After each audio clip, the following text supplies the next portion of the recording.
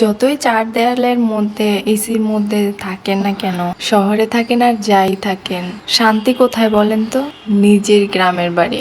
আর সেটা যদি হয় মেয়েদের বাপের বাড়ি। এমনিতেই তো আমরা শুনি মেয়েদের কোনো বাড়ি হয় না, কিন্তু মেয়েরা তো বাবার বাড়িকে নিজের বাড়ি মনে করে। যদিও স্বামীর বাড়ি তাদের নাকি নিজের বাড়ি, তবেও সেখান থেকেও তাদের অনেক কথা শুনতে হয়। তাই জন্য সব মেয়েদেরই উচিত নিজস্ব একটা পরিচয় গড়ে তোলা। সবাই পারে না, ঠিক আছে, জ্ঞান দেই না, আমি নিজে পারবো কিনা তাও জানি না, কিন্তু সবার কাছে দোয়া চাচ্ছি। তো আসসালামু আলাইকুম গাইজ, আপনারা সবাই কেমন আছেন?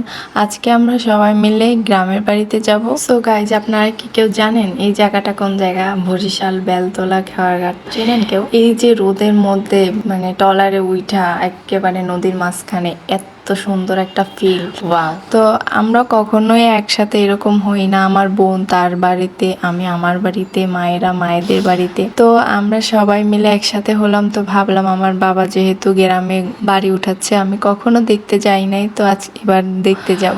বিয়ে হয়ে এসেছি 5 বছর হয়েছে, কিন্তু যেই বাড়ি থেকে আমার উঠাই দিছে ওই বাড়ি আর যাওয়া হয় না। হ্যাঁ, এখন অনেক দিন পর যাচ্ছে, জায়গাটা অনেক চেঞ্জ হয়ে গেছে। এই যে আমার সেই গ্রামের বাড়ি, এই সেই উঠান, যেই উঠানে আমার বিয়ে হয়েছে।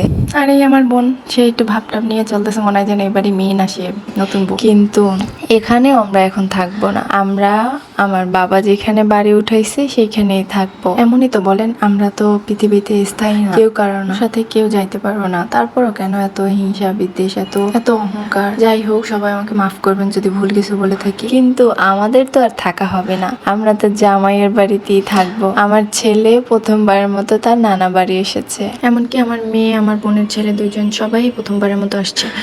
আমি প্রায় 5 বছর পরে আসছি। আর এই যে আশেপাশে আমি আবার আম্মুরা সবাই চলে যাচ্ছিল, আমি আবার পিক তুলতে যাই, একটা ভিডিও হয়ে গেছে। পরে আমি বললাম যে দাঁড়াও আসতেছি, আমি একটু পাশের জমিগুলার ছবি তুলে নিই। এখানে আমাদের একটা লিচু গাছ আছে, কিন্তু এই লিচু গাছটা মানে ভিডিও উঠাইতে যাই আমি ওটা উঠাইতে পারি না।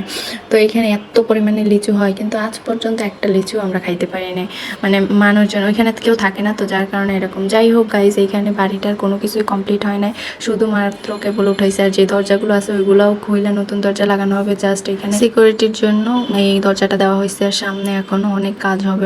এটা অনেক আগের ভিডিও, আমি মাত্র ছাড়লাম যেহেতু আমার কাছে ভিডিও ছিল না কোনো। আর আমি এখানে একটা ট্রেন্ডিং সং এর ভিডিও করতেছিলাম আমার বাবার পুরোনো বাড়িতে। যাই হোক গাইজ, সবাই যাই বলুক দালান কোঠায় এসে, কিন্তু আমার ওই টিনের ঘরটাই কেন যেন ভালো লাগে। সো সবাই ভালো থাকবেন, আর আপনাদের মতামত জানাবেন আপনাদের কার কি ভালো লাগে। আল্লাহ হাফেজ।